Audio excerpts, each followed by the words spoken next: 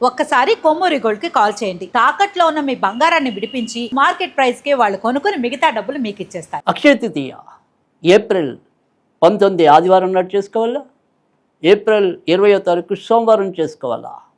ఇప్పుడు అనేక మందిలో కలుగుతున్న సందేహం ఇది. అయితే నిజానికి నిర్ణయ సింధు, మరి ధర్మసింధు ఇత్యాది అనేక ధార్మిక గ్రంథాలు ఏవైతే ఉన్నాయో, పండగల పరంగా వివిధ తిథుల పరంగా అవి ఏవైతే అభివర్ణించి ఉన్నాయో, ఏవైతే సూచన చేసి ఉన్నాయో వాటి అనుగుణంగా పరిశీలన చేసినట్టయితే ఏప్రిల్ 19 ఆదివారం నాడు అక్షయ తృతీయ చేసుకోవటం అనేది సబబు. ఎందుకంటే ఏదైతే వైశాఖ శుక్ల తదియ అనేది అపర్ణ వ్యాప్తి అనేది ఉంటుందో, మరి ఇదే రోజు పరశురామ జయంతి కూడా మనం చేసుకుంటాం. కాబట్టి పరశురామ తిథి ఏదైతే జయంతి అనేది ఉందో, ఆవిర్భావ దినోత్సవం అనేది ఏదైతే ఉందో దానికి తదియ అర్ధరాత్రి వ్యాప్తి అనేది ఉండాలి. ఆ రకంగా చూసినట్టయితే కనుక ఇది మనకి మర్నాడు రోజు అంటే సోమవారం నాడు ఇంచుమించుగా ఉదయం 7:40 తదియ వెళ్ళిపోవటం అనేది జరుగుతుంది. కనుక ఏ విధంగా చూసినా అది మధ్యాహ్నము లేదు, అర్ధరాత్రి లేదు. కనుక ఏప్రిల్ 19 ఆదివారం నాడు చేసుకోవటం అనేది ఖచ్చితంగా అక్షయ తృతీయలో మరొక సందేహం లేకుండా అందరూ కూడా అదే రోజు చేసుకోవచ్చు. అయితే ఈ రకమైన అసలు సందేహం ఎందుకు వచ్చింది అనేది కనుక ప్రశ్నించుకున్నట్టయితే మనకి ఏదైనా సరే పండుగలు అనేవి కానీ, తర్వాత పుణ్యకార్యాలు అనేవి కానీ మనం సూర్యోదయంలో ఏవైతే ఉంటాయో వాటి పరంగా వెళ్ళే వాళ్ళు కొంతమంది అయితే, మనకి ఈ అక్షయ తృతీయ అనేది రోహిణీ నక్షత్రం బుధవారం నాడు కనుక కలిసినట్టయితే కనుక అపర్ణ వ్యాధ అర్ధరాత్రి వ్యాప్తి అనేది లేకుండా ఇది చాలా బహువిశేషమైన దినం. కాబట్టి ఆ రోజు ఇంకా ఎటువంటివి చూడనవసరం లేకుండా ఆ రెండు కలిసిన రోజు ఏ రోజైతే కనుక ఆ రోజే చేసేసుకోవచ్చు అని చెప్పి కూడా ధార్మిక గ్రంథాల్లో తెలియజేయటం అనేది జరిగింది.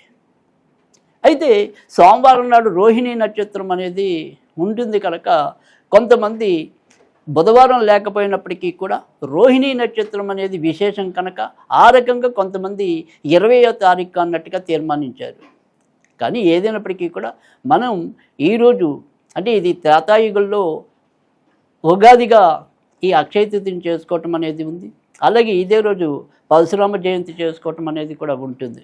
అయితే ఈ అక్షయ తృతీయ నాడు ఏదైనప్పటికీ కూడా మనం పెద్దవాళ్ళకి కూడా తిలా తర్పణం వదలటం అనేది మరి అపర్ణ వేళ ఉండటం అనేది అవసరం కనుక ఇదే రోజు చాలామంది వారి పెద్దలకి మనం ఉగాది రోజు ఎలాగైతే తిలా తర్పణాలు అవి వదులుతూ ఉంటామో, సంక్రాంతి రోజుల్లో ఎలాగైతే మన పెద్దలకి వివిధ కార్యక్రమాలు పితృ కార్యక్రమాలు నిర్వహిస్తూ ఉంటామో అదే రీతిలో ఈరోజు కూడా నిర్వహించుకోవటం అనేది చాలామందికి ఉన్న సంప్రదాయం లేదా ఆచారం. అయితే ఇక్కడ సాధారణ ప్రజలు మరి ఏం చేయాలి అంటే కనుక ఏదైనప్పటికీ కూడా ఈరోజు ఎటువంటి చిన్న దానం చేసినప్పటికీ కూడా అది అక్షయమైన పుణ్యాన్ని ఇవ్వటం అనే దాంట్లో ఎటువంటి నిర్వివాదం, ఎటువంటి సందేహం లేదు. ఆ తర్వాత రెండోది విషయానికి వచ్చేప్పటికి ఏంటంటే కనుక ఈరోజు మనం ఏదైనా సరే నీటితో కూడిన కుండని గనక ఎవరికైనా సరే బహుకరించినట్టయితే కనుక అది అమిత విశేషమైన పుణ్యాన్ని మనకి చేకూరుస్తుందని చెప్పి, అలాగే గతించిన మన పెద్దలకి కూడా ఉత్తమ గతులు ప్రాప్తిస్తాయని చెప్పి కూడా పురాణాలు చెప్తున్నాయి. కనుక ఈరోజు మరి ఉదక కుండ దానం అనేది లేదా ఉదఘటక దానం అనేది కూడా ఈరోజు చెప్పుకోవటం అనేది ఉంటుంది. అంతేకాకుండా ఈరోజు ఉప్పు కానీ గొడుగు కానీ ఇలా ఏవైనా సరే ఎవరికి తోచిన విధంగా వారు దానం చేసినట్టయితే కనుక అది కూడా అక్షయమైన పుణ్యంగా అభివర్ణించడం అనేది జరిగింది.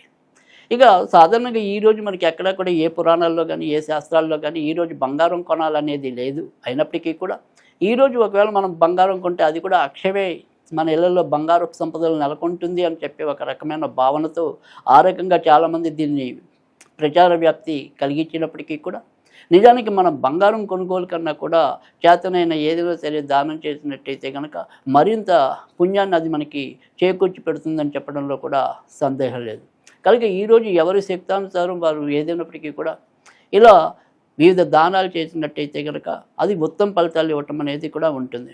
అంటే మనం ఒక బంగారం కొనడానికి ఏ రకంగా ఆతృత పడుతూ ఉంటామో అలాగే మరి అప్పు చేసైనా సరే బంగారం కొనాలి అని చెప్పి ఉవ్విళ్ళుతూ ఉంటాము.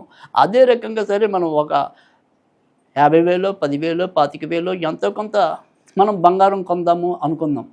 అయితే అందులో కనీసం ఒక 10 రూపాయలు, 20 రూపాయలు, 100 రూపాయలు మీ చేతనైన సార్ ఏదైనా సరే ఒక దానం చేసినప్పటికీ కూడా మీరు బంగారం కొన్నదానికి పుణ్యం వస్తుందో లేదో, అక్షయమైన అది వర్ధిల్లుతుందో లేదో, కానీ ఖచ్చితంగా మీరు చేసే ఆ 10 రూపాయలు లేదా 20 రూపాయలు 30 రూపాయలు ఎంతైనప్పటికీ కూడా అది ఖచ్చితంగా మీకు ఒక అమితమైన పుణ్యాన్ని ఇస్తుందని చెప్పడంలో కూడా ఎలాంటి సందేహం లేదు. కనుక ఈ రకంగా మనం చేయటం అనేది సరైన పద్ధతి. అలాగే ఈరోజు మరి పరశురాముడిని కనుక ఆరాధించినట్టయితే కనుక ఖచ్చితంగా మనకి ఎటువంటి పనుల్లో అయినా సరే విజయం లభించడం అనేది ఉంటుంది.